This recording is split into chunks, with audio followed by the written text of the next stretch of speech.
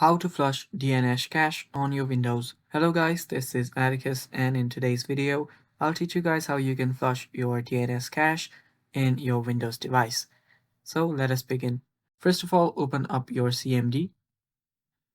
Now, after you open up your CMD, you'll simply need to use this code. Now the code is ipconfig /flush DNS. I'll be sure to add this in our description. So after you add this command in your CMD, simply hit enter and it will give you an successful message that says successfully flushed the DNS resolver cache. After you do that, you can close your command prompt. Now, yeah, that is basically it. That is how you do it. But an additional tip, if you have any problem again, simply restart your computer. After you restart your computer, if you have any problem with your network, simply head over to your settings.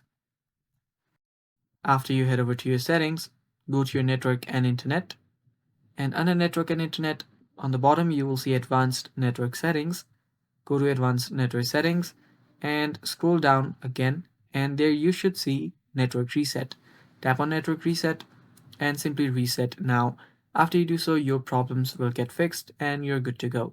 And that is all for the video, guys. Thanks for watching. Stay tuned for more, and bye bye.